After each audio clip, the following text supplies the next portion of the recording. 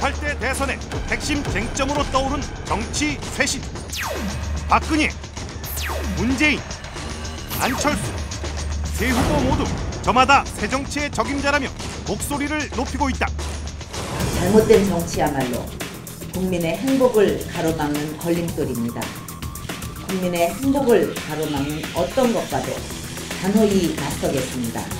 새 정치의 뿌리 또 자부심의 이름이 되도록 민주통합당을 바꾸고 정치를 바꾸어서 새로운 시대의 문을 열겠습니다.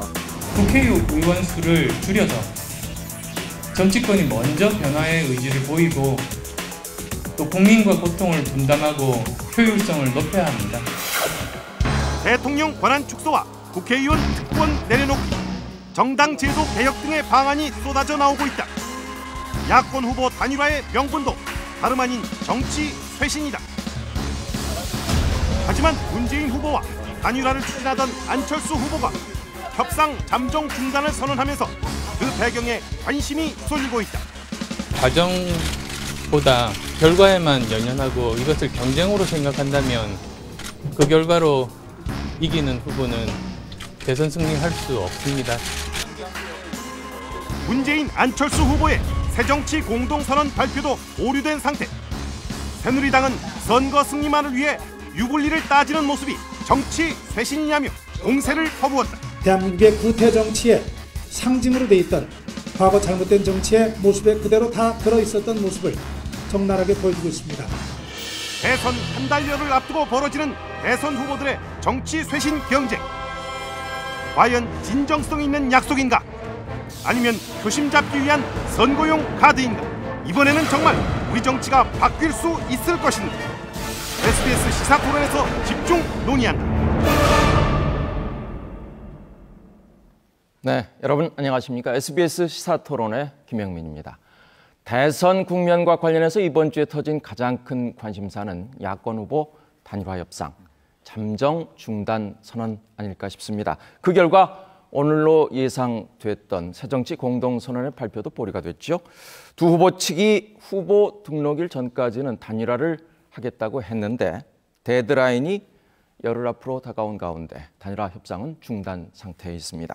단일화 협상의 목적과 명분은 무엇보다도 정치 쇄신이었고요. 단일화 협상 중단 이유도 안철수 캠프 측에 따르면은 협상 과정에서 드러난 문재인 캠프 측의 구태가 그 정치 쇄신을 기대할 수 없는 지경에 이르렀다는 거죠. 오늘 이 시간에는 전문가 여러분들과 함께 이 얘기를 집중적으로 해보도록 하겠습니다. 토론자 네 분 소개해 드립니다. 중앙일보 김진 논설위원 나오셨습니다. 네, 안녕하세요. 반갑습니다. 이화여대 국제대학원 조기숙 교수 모셨습니다. 네, 안녕하세요. 네, 감사합니다. 명지대 인문경영학부 김영준 교수 모셨습니다. 예, 네, 고맙습니다. 안녕하세요. 정치평론가 유창선 박사 소개합니다. 안녕하세요. 네, 반갑습니다. 방청석에는 시민토론단을 비롯해서 시민 여러분께서 지켜보고 계십니다. 토론에 바로 들어가도록 하죠.